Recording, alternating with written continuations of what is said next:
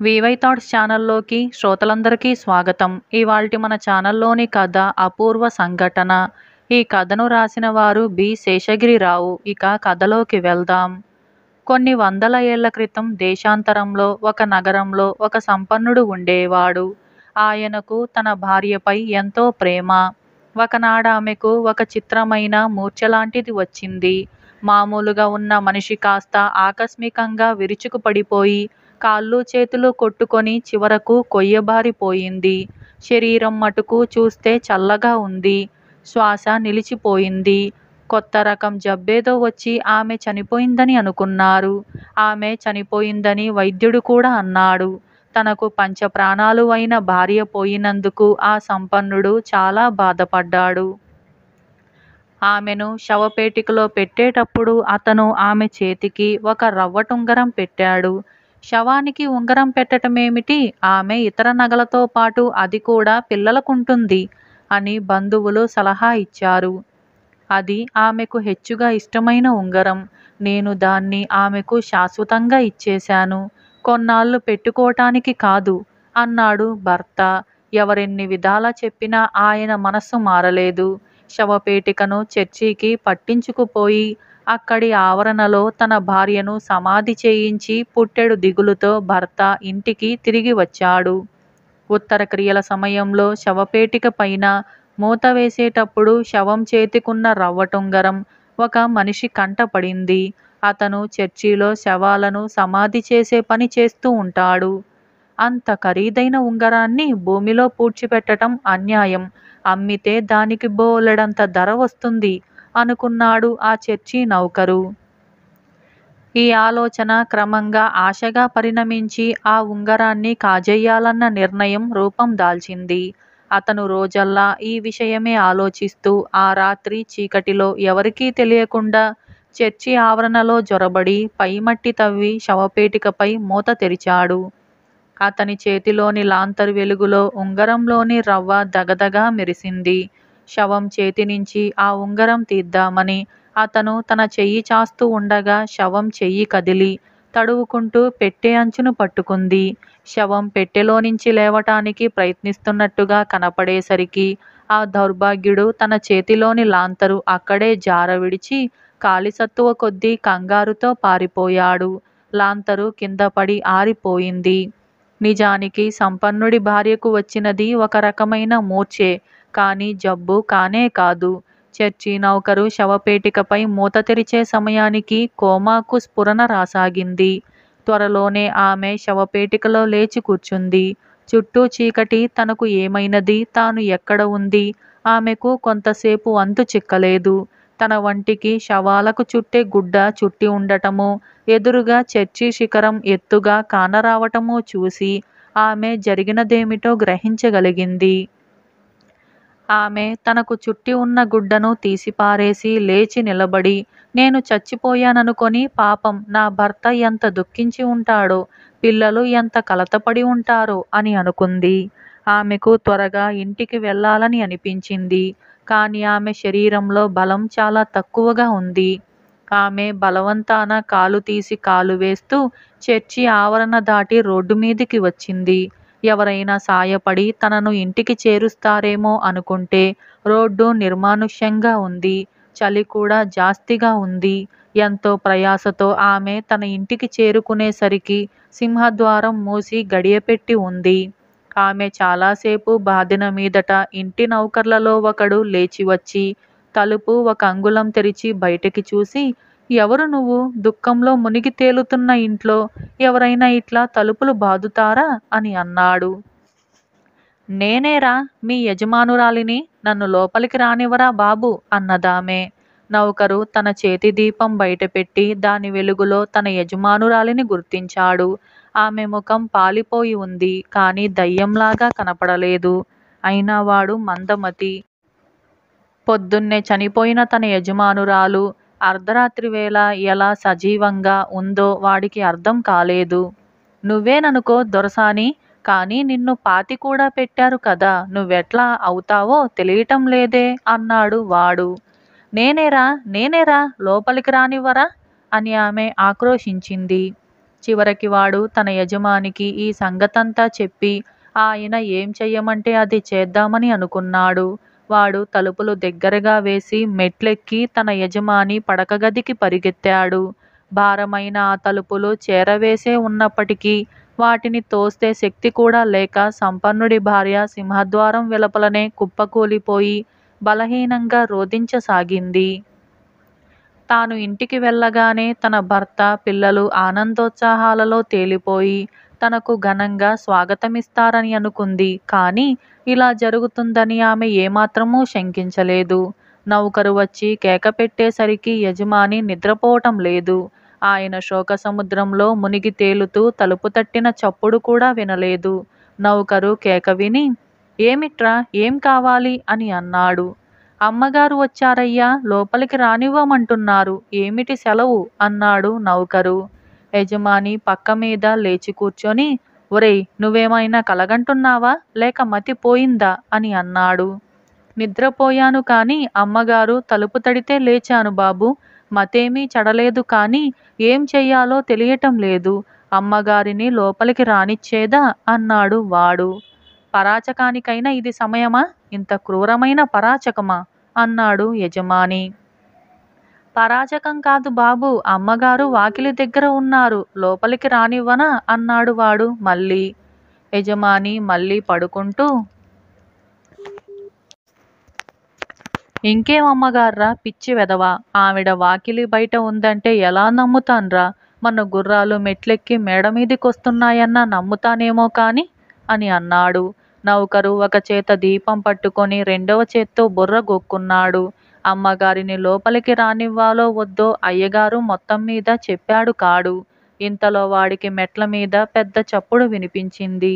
నౌకరు లాంతరు తీసుకొని మెట్ల దగ్గరికి పరిగెత్తుకుపోయి చూసేసరికి యజమానికి గల 2 తెల్ల గుర్రాలు మెట్లెక్కి వస్తూ ఉండటం కనిపించింది.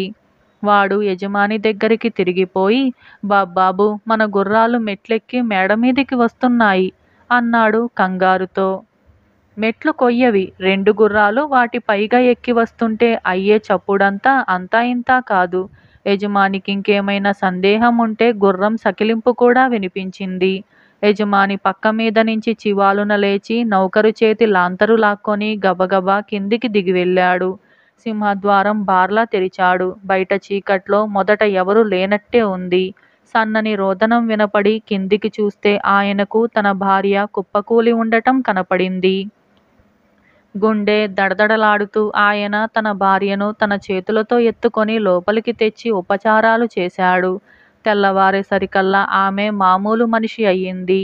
ఆమె ప్రాణాలతో తిరిగి వచ్చినందుకు పిల్లలు, బంధువులు పొందిన ఆనందం అంతా ఇంతా కాదు. ఇలా అపూర్వ సంఘటన అనే ఈ కథ సమాప్తమైంది. 3 అధికారులు. ఈ కథను రాసిన వారు వసుంధర. ఇక కథలోకి వెళ్దాం. విశ్వశాంత మహారాజు పరిపాలన అపూర్వమని చెప్పుకునేవారు. ఆయన రాజ్యంలో ప్రతి గ్రామానికి స్వపరిపాలన ఉండేది. రాజు ఏటా కొన్ని గ్రామాలు సందర్శించి అక్కడి పరిపాలన ఎలా కొనసాగుతుంది స్వయంగా విచారించేవాడు. దేశానికి సంబంధించిన వార్తలు గుర్రాల మీద దేశం అన్ని మూలలకు అందేవి.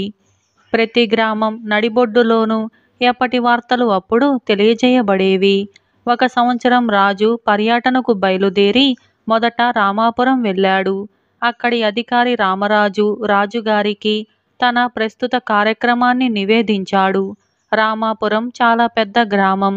గ్రామ పరిపాలన నిర్వహించటానికి 100 మంది ఉద్యోగులు ఉన్నారు. వారందరూ ఉదయం నుంచి సాయంకాలం వరకు కొలువుకు వచ్చి వ్యవహారాలు చూస్తారు. అయితే ఉదయం ఒక్కరూ సమయానికి రావటం లేదు. కొందరు మరీ ఆలస్యంగా వస్తున్నారు.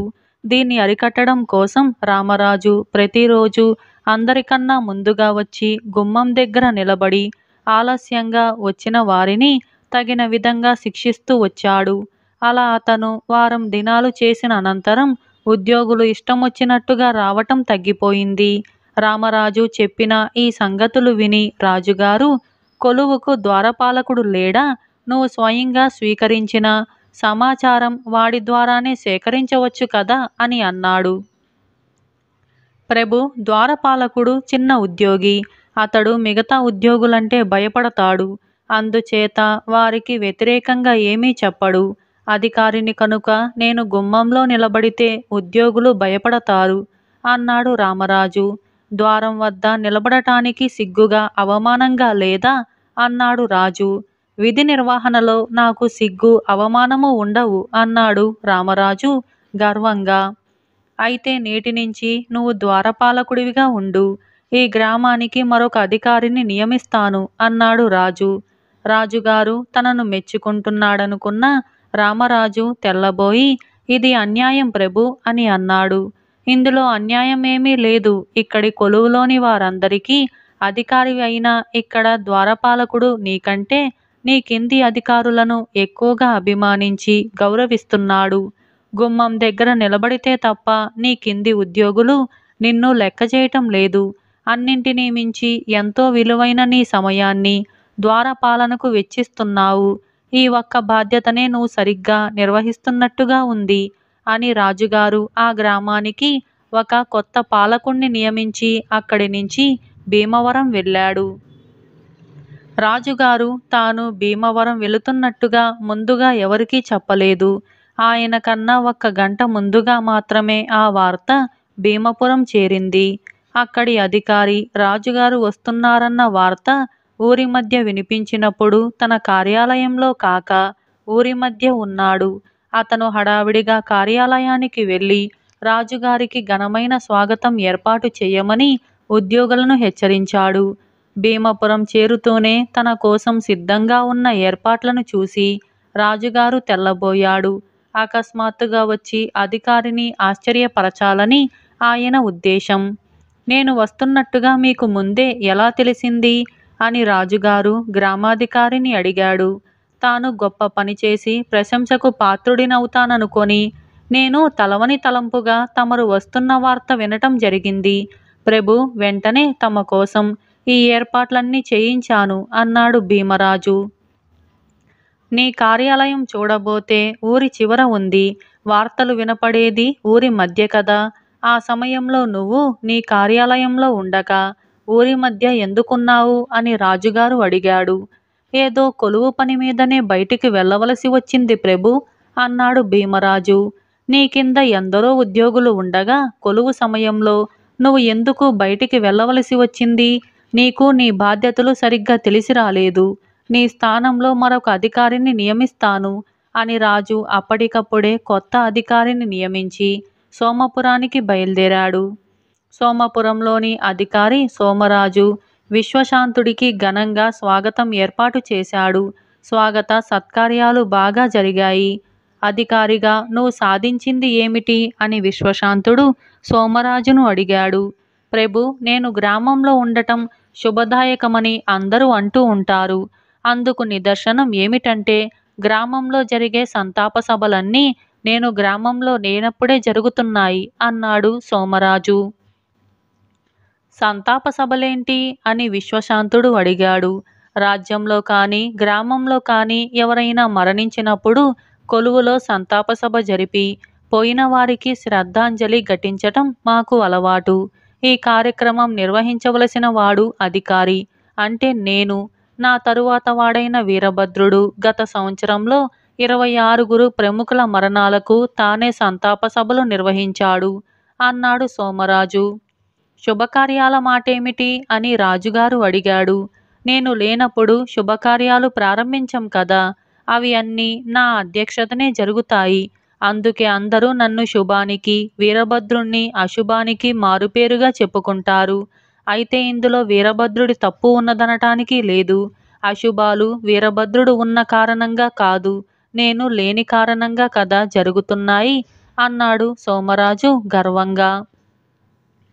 విశ్వశాంతుడు చిరాకు పడుతూ సోమరాజు వంక చూసి, సంవత్సరానికి 26 పర్యాయాలు అంటే ఉజ్జాయింపుగా నెలకు 2 పర్యాయాలైన ప్రముఖుల మరణాలు జరుగుతున్నాయన్నమాట.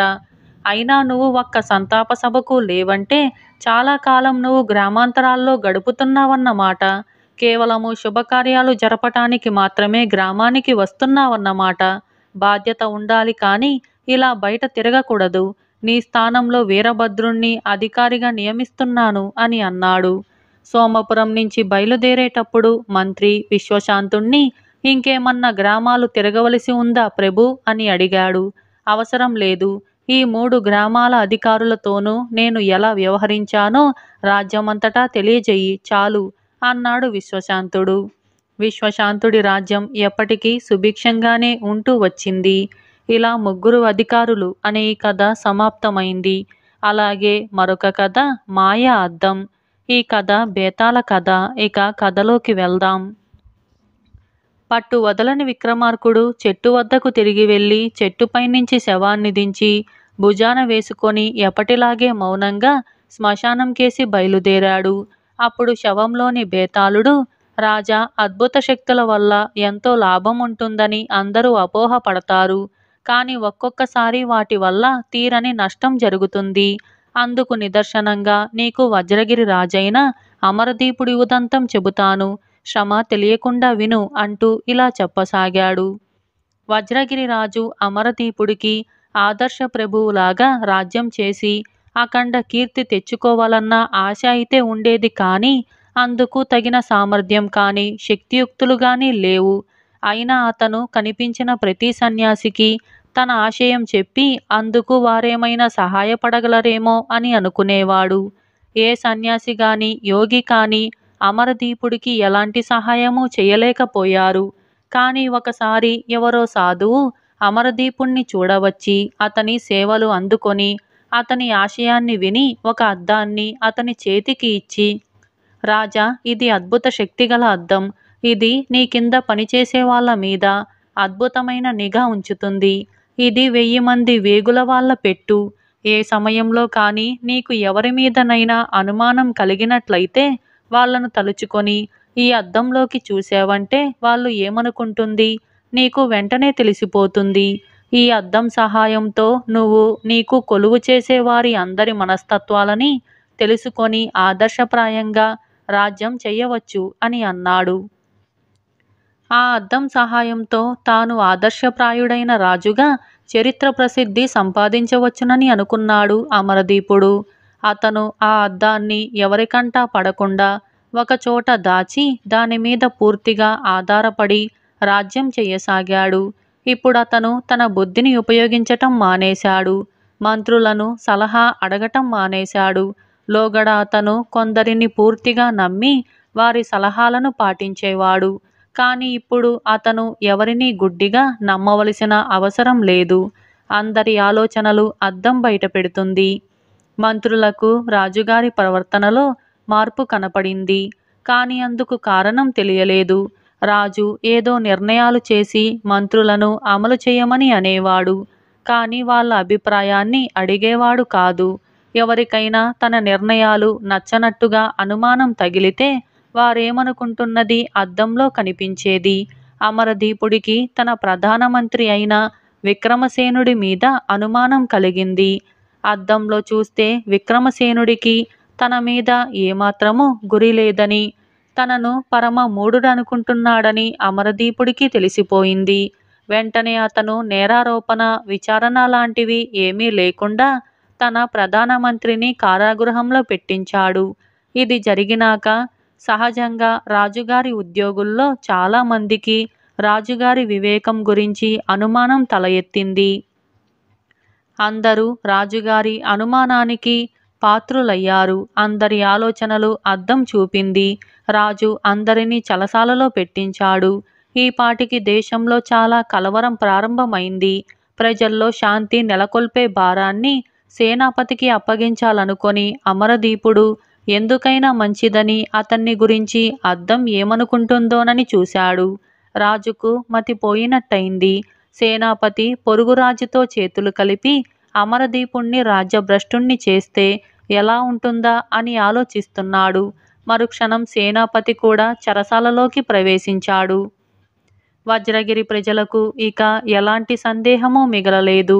వాళ్ళు తమ రాజుకు పూర్తిగా మతిపోయిందని అనుకున్నారు. రాజుగారి మతిపోయిందని, అతను రాజ్య పరిపాలనకు పనికిరాడని ప్రజలు గట్టిగానే అనసాగారు. అమరదీపుడికి ఏం చేయాలో పాలుపోక తన కొడుకు సలహా తీసుకుందామని అనుకున్నాడు. వాడి ఆలోచనలు అద్దంలో స్పష్టంగా తెలిశాయి. తన తండ్రిని ఎవరి చేతనైనా హత్య చేయించటమా, తానే చెరలో పెట్టించి రాజ్యాభిషేకం చేసుకోవటమా, ఏది మేలని కాంతిదీపుడు తీవ్రంగా ఆలోచిస్తున్నాడు. తన కొడుకులో అలాంటి ఆలోచనలు రేపిన తాను ప్రజలను ఆదర్శ ప్రభువులాగా పరిపాలించటం కలలో వార్త. అమరదీపుడు తన కొడుకును పిలిచి, నాయనా, నాకు రాజ్యం చెయ్యాలని లేదు. రేపు నీకు పట్టాభిషేకం చేసి నేను అడవులకు పోయి తపస్సు చేసుకుంటాను అని చెప్పి ఆ రోజే తను లోగడ కారాగృహంలో పెట్టిన ఉద్యోగులందరినీ చెర నుంచి విడిపించాడు. మర్నాడు కాంతిదీపుడు రాజయ్యాడు. అమరదీపుడు మాయా అద్దాన్ని బద్దలు కొట్టి కాషాయ వస్త్రాలు ధరించి తపస్సు చేసుకునేందుకు అడవులకు వెళ్ళిపోయాడు. ఈ పరిణామం చూసి వజ్రగిరిలో సంతోషించని వారు లేరు. బేతాళుడు ఈ కథ చెప్పి, రాజా, అంత అపూర్వమైన అద్దం అమరదీపుడికి ఎందుకని ఉపయోగపడకపోయింది? అది రాజులోపమా, అద్దం లోపమా? తనకు ఉపయోగపడని అద్దం తన కొడుకైనా ఉపయోగించుకుంటాడేమో అని కూడా చూడకుండా రాజు తపస్సు చేసుకోబోతూ ఎందుకు పగలగొట్టాడు? తన కొడుకు దాని సహాయంతో ఆదర్శ ప్రభువులాగా రాజ్యం చేస్తాడేమోనన్న అసూయతోనా? ఆ అనుమానాలకు సమాధానం తెలిసి కూడా చెప్పలేకపోయావో నీ తల పగిలిపోతుంది అని అన్నాడు. దానికి విక్రమార్కుడు, ఆ అద్దంలో ఏ అద్భుత శక్తి ఉన్నప్పటికీ ఆదర్శప్రాయంగా రాజ్యపాలన చేసేటట్టుగా తోడ్పడే శక్తి మాత్రం లేదు. అది మనుషుల ఆలోచనలను తెలుపుతుంది. రాజు తనకు ఎవరి మీదనైనా అనుమానం కలిగినప్పుడే అద్దంలో వారి ఆలోచనలు చూస్తాడు. సహజంగా అవి రాజుకు వ్యతిరేకంగానే ఉంటాయి. ఏ కారణమూ లేక రాజు ఎవరిని శంకించడు కదా. పోతే మామూలు సమయాలలో రాజోద్యోగులు తమ సొంత సమస్యల గురించి ఆలోచిస్తారు కానీ రాజుగారికి పరిపాలనలో ఎట్లా సహాయపడటమా అని ఆలోచించరు. ఆ అద్దం రాజోద్యోగుల శక్తి సామర్థ్యాలను గురించి చెప్పలేదు. రాజుకు నిజంగా ఉపయోగపడేవి తన కింద వాళ్ళ శక్తి సామర్థ్యాలు. అది అలా ఉంచి మనుషులకు తాత్కాలిక ప్రేరణల వల్ల కలిగేటటువంటి లక్షలాది ఆలోచనలు ఆచరణలోకి రావు. అవి ఆలోచనలుగానే ఉండిపోతాయి. కానీ అవి తనకు విరుద్ధంగా ఉన్నప్పుడు రాజుకు తన పట్ల అవతలి వాళ్ళు ద్రోహం చేసినట్టే అనిపిస్తోంది. మాయా అద్దం అమరదీపుడికి చేసిన పెద్ద ద్రోహం అదే. అది చేసిన చిన్న ద్రోహం ఏమంటే, రాజు సమర్థవంతంగా పరిపాలించటానికి ఏ ఏ మార్గాలు అవలంబించాలో వాటి అన్నింటి స్థానము ఆ అద్దం ఆక్రమించుకుంది. ఫలితం ఏమిటి? అత్యుత్తమ పాలకుడు అనిపించుకోవాలని అనుకున్నవాడు అద్దం మూలంగా అతి అధమ పాలకుడు అని అనిపించుకున్నాడు. ఆ అద్దం తన కొడుకు కూడా అదే గతి పట్టించగలదు. అందుకే దాన్ని పగలగొట్టటం అవసరమైంది అని అన్నాడు. రాజుకు ఈ విధంగా మౌనభంగం కలగగానే బేతాళుడు శవంతో సహా మాయమై తిరిగి చెట్టెక్కాడు. ఇలా మాయా అద్దం అనే ఈ కథ సమాప్తమైంది. నేరానికి తగిన శిక్ష. ఈ కథను రాసిన వారు సాహితీ ప్రియ. ఇక కథలోకి వెళ్దాం. కాశీపట్నంలో ఒకప్పుడు కమలశ్రేష్ఠి అనే ధనిక వర్తకుడు. అతనికి పద్మిని అనే ఒక చక్కటి కుమార్తె ఉండేది. ఆమెకు మంచి గుణాలున్నట్టుగా పేరు ఉండేది. ఆమె కోసం వెదకి ఆమె తండ్రి చంద్రుడనేవాణ్ణి తెచ్చి వైభవంగా పెళ్లి చేసి అతన్ని ఇంట ఉంచుకొని క్రమంగా తన వర్తకమంతా అల్లుడికి అప్పజెప్పాడు. పద్మినికి మాత్రం చంద్రుడంటే ఇష్టం లేదు. పైకి మహా గుణవతిగాను పతివ్రతగాను నటిస్తూ చాటుగా యథేచ్ఛగా సంచరించసాగింది. కొంతకాలానికి ఆమెకు ఒక కొడుకు కలిగాడు. ఆమె వాణ్ణి తాకటానికి నిరాకరించి, కొడుకైనా పరపురుషుడే కదా అని అన్నది. అమ్మో, ఎంత పతివ్రత అని అందరూ అనుకున్నారు. ఒకనాడు చంద్రుడు తన దుకాణంలో ఉండగా దారి వెంట పవిత్రోదకం చల్లుకుంటూ పోతున్న ఒక బ్రాహ్మణ యువకుడు కనిపించాడు. అతను చాలా అందంగాను స్ఫురద్రూపిగాను ఉన్నాడు. చూసేవాళ్లకు అతను మహా ఉత్తముడని పవిత్రుడని భావం కలిగింది. ఆ సమయాన చంద్రుడు ఎవరికో గోధుమలు కొలుస్తున్నాడు. ఆ గోధుమలలో నుంచి ఒక ఎండు పరక గాలికి లేచి ఆ బ్రాహ్మణ యువకుడి పిలక మీద వాలింది.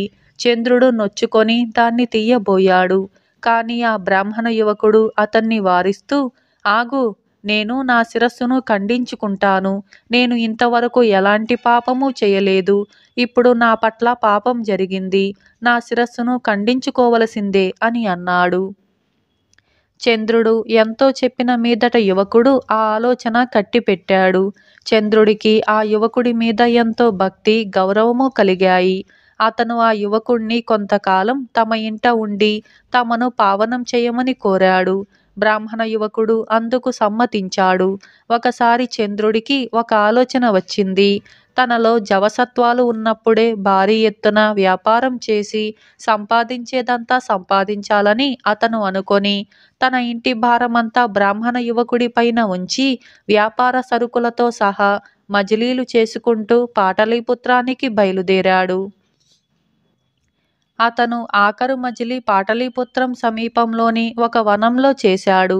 అక్కడ ఒక చెట్టు మీద ఒక పక్షి ఏమాత్రమూ కదలకుండా బొమ్మలాగా కూర్చొని ఉంది.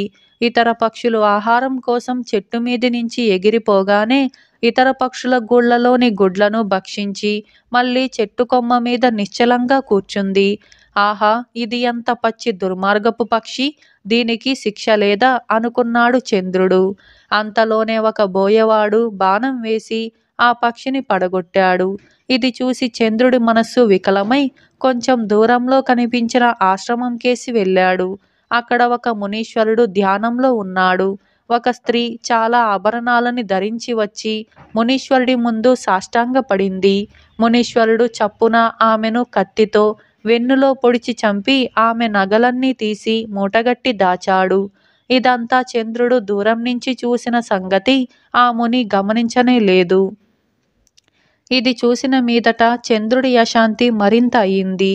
ఇంతలో రాజభటులు వచ్చి ఆ మునిని, అతను హత్య చేసిన స్త్రీ శవాన్ని స్వాధీనపరుచుకున్నారు. ప్రపంచంలో ధర్మం ఉన్నదనుకున్నాడు చంద్రుడు. అతని అశాంతి తగ్గిపోయింది. మహాపతివ్రత అయిన తన భార్య, మహాపురుషుడైన బ్రాహ్మణ యువకుడు లాంటి వాళ్ళు ప్రపంచంలో ఉండబట్టే ధర్మం నిలిచి ఉన్నదని అతను అనుకున్నాడు. అతను పాటలీపుత్రంలో తన వర్తకం సాధ్యమైనంత త్వరగా ముగించి ఇంటి మీద ధ్యాస మళ్ళటం చేత దారిలో మకాములు మజిలీలు చేయకుండా ప్రయాణం చేసి అర్ధరాత్రి వేళకు ఇల్లు చేరాడు. అతను తన గది కిటికీలో నుంచి లోపలికి చూసేసరికి తన భార్య, తను ఎంతో శీలవంతుడని నమ్మిన బ్రాహ్మణ యువకుడు కనిపించారు. భగవంతుడా, ఏమిటి అన్యాయం అని అతని ప్రాణం కొట్టుకుపోయింది. అంతలో పైనుంచి నిద్రపోతున్న వాళ్ళ మీద నాగుపాము పడి వాళ్ళు విదిలించేసరికి ఇద్దరినీ కరిచి ఎటో పోయింది. ఆ ఇద్దరు నిద్రమత్తులోనే చచ్చిపోయారు. నేరాలను ధర్మం ఇలా శిక్షిస్తుంది కాబోలు అనుకున్నాడు చంద్రుడు. ఇలా నేరానికి తగిన శిక్ష అనే ఈ కథ సమాప్తమైంది. చందమామ కథ మంచికి మంచి, చెడుకు చెడు. పద్మదేశంలో అగ్నిదత్తుడు అనే ప్రఖ్యాత గల బ్రాహ్మణుడుండేవాడు. ఆయన రాజుగారి వద్ద నుంచి ఒక అగ్రహారం పుచ్చుకొని సుఖంగా జీవిస్తూ ఉండేవాడు. సోమదత్తుడు, వైశ్వానరుడు అని ఆయనకు ఇద్దరు కొడుకులుండేవారు. సోమదత్తుడు అందగాడు కాని మూర్ఖుడు. వైశ్వానరుడు బుద్ధిమంతుడు, పండితుడును. తండ్రి పోయాక అన్నదమ్ములు వేరుపడ్డారు. తమ్ముడు రాజసన్మానాలు పొందుతూ సుఖంగా జీవయాత్ర సాగిస్తూ వచ్చాడు. సోమదత్తుడు క్షత్రియ కర్మలు చేస్తూ నీచ సాంగత్యంలో పడిపోయాడు. ఒకనాడు అగ్నిదత్తుడి మిత్రుడైన బ్రాహ్మణుడొకడు సోమదత్తుడితో, చచ్చిపోయిన నీ తండ్రికి ఇలా అప్రతిష్ట తీసుకురాకపోతే నీ తమ్ముణ్ణి చూసి అయినా సిగ్గు తెచ్చుకోరాదా అని మందలించాడు. సోమదత్తుడు ఆ బ్రాహ్మణుడిపైన మండిపడి కాలితో తన్నాడు. ఇది చూసిన కొందరు బ్రాహ్మణులను వెంట పెట్టుకొని ఆ బ్రాహ్మణుడు రాజు వద్దకు వెళ్ళి సోమదత్తుడిపైన ఫిర్యాదు చేశాడు. సోమదత్తుణ్ణి బంధించి తీసుకురమ్మని రాజు తన భటులను పంపగా సోమదత్తుడి అనుచరులు ఆ భటులను చంపేశారు. ఈ సంగతి విని రాజు మండిపడి తగినంతమంది భటులను పంపి సోమదత్తుణ్ణి పట్టి తెప్పించి అతన్ని కొరత వేయవలసిందిగా ఉత్తర్వులిచ్చాడు. తన అన్నను అనుగ్రహించవలసిందని వైశ్వానరుడు వేడుకొన్నాడు. అతని పైన ఉండే ఆదరణ కొద్దీ రాజు సోమదత్తుణ్ణి క్షమించి అతనికి అగ్రహారంలో భాగం లేకుండా చేశాడు. ఈ విధంగా జీవనోపాధిని పోగొట్టుకున్న సోమదత్తుడు మరొక బ్రతుకు తెరువు లేక సేద్యం చేసుకొని బ్రతుకుదామన్న ఉద్దేశంతో మంచి భూమి కోసం వెతుకుతూ అరణ్య ప్రాంతానికి వెళ్ళాడు. అక్కడ కొంతమేర సారవంతంగా ఉన్నట్టు అతనికి కొంత భూమి కనిపించింది. ఆ ప్రదేశం మధ్యన ఒక రావి చెట్టున్నది. సోమదత్తుడు ఆ రావి చెట్టుకు ప్రదక్షిణం చేసి వృక్షదేవతకు నమస్కారం చేసి పూజ చేసి నైవేద్యం పెట్టి రెండెడ్లను తీసుకొని అరక కట్టి వ్యవసాయం సాగించాడు. అతను అహోరాత్రాలు పొలంలోనే ఉంటూ ఇంటి నుంచి భార్య తెచ్చిన అన్నం తినేవాడు. అతను చేసిన కృషికి ఫలితంగా పొలం బాగా పండి కోతకు వచ్చింది. సరిగ్గా ఆ సమయంలో పొరుగురాజు సేన యుద్ధం మీద అటుగా పోతూ ఆ పొలాన్ని చూసి పంటను కొల్లగొట్టింది. అది చూసి సోమదత్తుడి భార్య ఏడ్చింది. సోమదత్తుడు మాత్రం చలించక భార్యను ఊరడించి సైన్యం కొల్లగొట్టగా మిగిలిన ధాన్యాన్ని ఇంటికి చేర్చి తిరిగి రావి చెట్టును పూజించి దాని కిందనే కూర్చున్నాడు. ఆ రాత్రి అతను ఆ చెట్టు కిందనే ఒంటరిగా పడుకున్నాడు. అయితే అతనికి తన శ్రమ అంతా వృధా అయిపోయిందన్న విచారంతో నిద్ర పట్టలేదు. ఆ రాత్రి అతనికి చెట్టు నుంచి ఈ విధంగా వినపడింది. సోమదత్త, నిన్ను చూసి చాలా సంతోషించాను. నీ పేరు ఫలభూతి అని మార్చుకొని శ్రీకంఠ దేశానికి వెళ్ళు. అక్కడ ఆదిత్యప్రభుడనే రాజు ఏలే రాష్ట్రం ఉన్నది. ఆ రాజు ఉండే ఇంటికి వెళ్ళి సంధ్యాగ్నిహోత్ర మంత్రం పఠించి మంచి చేసేవాడికి మంచి జరుగుతుంది, చెడు చేసేవాడికి చెడు జరుగుతుంది అని చెప్పు. నీకు మేలు కలుగుతుంది. నీకు సంధ్యాగ్నిహోత్ర మంత్రం రాదు. నేను నేర్పుతాను, నేర్చుకో. నేనొక యక్షుణ్ణి, తెలుసుకో. సోమదత్తుడు తన విచారాన్ని విడిచిపెట్టి కంటికి కనిపించని యక్షుడి ద్వారా సంధ్యాగ్నిహోత్ర మంత్రం నేర్చుకున్నాడు. తెల్లవారగానే అతను ఇంటికి వెళ్ళి తన భార్యను వెంట పెట్టుకొని శ్రీకంఠ దేశానికి బయలుదేరాడు. ఆదిత్యప్రభుడు ఏలే దేశం వచ్చింది. సోమదత్తుడు రాజసౌధానికి వెళ్ళి తన పేరు ఫలభూతి అని చెప్పుకొని మంచి చేసేవాడికి మంచి జరుగుతుంది, చెడు చేసేవాడికి చెడు కలుగుతుంది అని అన్నాడు. ఆ మాటలు విని అందరూ ఆశ్చర్యపడ్డారు.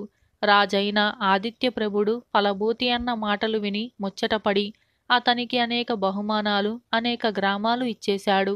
ఫలభూతి యక్షుడి కృప వల్ల ఐశ్వర్యవంతుడు కావటమే కాక రాజభవనంలో అందరికీ ఇష్టుడయ్యాడు. ఆదిత్యప్రభుడి పట్టపురాణి కువలయావలి చిన్నతనంలోనే డాకినీ మంత్రసిద్ధి పొందింది. భర్తకు తెలియకుండా ఆమె ముగ్గుల మధ్య కూర్చొని భైరవార్చన చేసి కళ్ళు, సారాయి, నరమాంసము నైవేద్యంగా పెట్టి ఆకాశగమనం లాంటి శక్తులు సాధించింది. ఒకనాడు ప్రమాదవశాన రాణి చేసే భైరవార్చన రాజు కళ్ళ పడింది. రాజు నిర్ఘాంతపోయి ఇదంతా ఏమిటి అని అడిగాడు. ప్రభు, తమ మేలు కోరే నేనీ పూజ చేస్తున్నాను. నా చిన్నతనంలో కాలరాత్రి అనే బ్రాహ్మణ స్త్రీ వద్ద ఈ ఉపాసన నేర్చుకున్నాను. నరమాంస భక్షణ చేస్తూ నేను డాకిని చక్రవర్తిని కూడా అయ్యాను. నాతో పాటు మీరు కూడా ఈ ఉపాసన నేర్చుకున్నట్లయితే దేశంలోని రాజులందరూ మీకు ఓడిపోతారు అన్నది కువలయావలి తన భర్తతో. ఈ నరమాంస భక్షణ ఏమిటి? డాకినీ మంత్రసిద్ధులేమిటి? రాజులను గెలవటమేమిటి? నేనీ పని చెయ్యను. ఇక ముందు నీవు కూడా ఇలాంటి క్షుద్ర పూజలు చేయటానికి వీల్లేదు అని అన్నాడు రాజు కోపంగా. రాజిలా అనగానే రాణి ఆత్మహత్య చేసుకోబోయింది. ఆమె డాకినీ పూజ మానదని తెలుసుకొని చేసేది లేక రాజు తాను కూడా ఆ పాపిష్టి పూజలో చేరటానికి సమ్మతించాడు. రాణి రాజుతో, మీ కొలువులో ఉండే ఫలభూతి అనే బ్రాహ్మణుణ్ణి తినాలని నేను ఉద్దేశించాను. అతను ఉత్తమ జాతి పురుషుడు. అందుచేత అతని మాంసం తిని అర్చన చేస్తే సిద్ధి త్వరగా కలుగుతుంది. అందుకు మీ సహాయం కావాలి. మన వంటవాడు నాకు లోగడ నరమాంసం వండి ఇస్తానని అన్నాడు. అతనితో ముందుగా ఒక సంకేతం చెప్పి ఉంచుదాం. మీరు ఫలభూతిని ఆ వంటవాడి వద్దకు పంపి రాజు, రాణి భోజనానికి సిద్ధంగా ఉన్నారు అని చెప్పించండి. అది సంకేతంగా గ్రహించి వంటవాడు ఆ మాట చెప్పిన మనిషినే చంపి వండుతాడు అని అన్నది. ఈ పని చేయటానికి రాజు చాలా భయపడ్డాడు. కాని గత్యంతరం లేదు. అందుచేత అతను వంటవాడితో, నీ దగ్గరికి ఒక మనిషిని పంపుతాను. ఆ మనిషి వచ్చి నీతో రాజు, రాణి భోజనానికి సిద్ధంగా ఉన్నారు అని చెబుతాడు. వెంటనే ఆ మనిషిని చంపి వండు అని చెప్పాడు. తరువాత ఆయన ఫలభూతిని పిలిచి, నీవు వంటవాడి వద్దకు వెళ్ళి రాజు, రాణి భోజనానికి సిద్ధంగా ఉన్నారు అని చెప్పు అని అన్నాడు. ఫలభూతి పాకశాలకు బయలుదేరిపోతుండగా దారిలో రాజు కొడుకు చంద్రప్రభుడు కనిపించి ఫలభూతికి కొంత బంగారం ఇచ్చి, మా నాన్నగారికి చేయించావే, అలాంటి కుండలాలే నాక్కూడా కావాలి. ఇప్పుడే వెళ్ళి చేయించు అని అన్నాడు. అలాగే పోతాను కాని నువ్వు వంటవాడి దగ్గరకు వెళ్ళి రాజు, రాణి భోజనానికి సిద్ధంగా ఉన్నారని చెప్పు అంటూ రాజు కొడుక్కు చెప్పి తాను కుండలాలు చేయించబోయాడు. రాజకుమారుడి నోట సంకేతం వింటూనే వంటవాడు ఆ కుర్రవాణ్ణి చంపి వండి రాజుకు, రాణికి పెట్టాడు. వాళ్ళు దాన్ని తినేశారు. తాను ఫలభూతిని చంపించాననుకొని రాజు ఆ రాత్రంతా పశ్చాత్తాపంలోనే గడిపాడు. మర్నాడు ఉదయం ఫలభూతి కొత్త కుండలాలు పట్టుకొని రాజు వద్దకు రాగానే రాజు నివ్వెరపోయి ఆ కుండలాల వృత్తాంతం తెలుసుకోవటం ద్వారా తన కొడుకు చచ్చాడని తెలుసుకొని అయ్యో నాయనా అని గొల్లున ఏడుస్తూ తనను తాను తిట్టుకొని రాణిని కూడా నానా తిట్లు తిట్టాడు. మంత్రులు రాజు ప్రవర్తనను అర్థం చేసుకోలేక ఎందుకీ దుఃఖం, ఏం జరిగింది అని అడిగారు.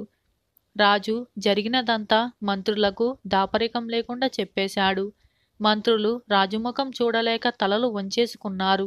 ఫలభూతి చెప్పినది అక్షరాల నిజమైంది. మేలు చేసేవాడికి మేలు కలుగుతుంది, కీడు చేసేవాడికి కీడు కలుగుతుంది. రాజు, రాణి పుత్రశోకం భరించలేకపోయారు. వారికి జీవితం దుర్భరమైపోయింది. రాజు తన రాజ్యానికి ఫలభూతినే రాజుగా అభిషేకించి తన భార్యతో కూడా అగ్నిప్రవేశం చేశాడు. ఇలా మంచికి మంచి, చెడుకు చెడు అనే ఈ కథ సమాప్తమైంది.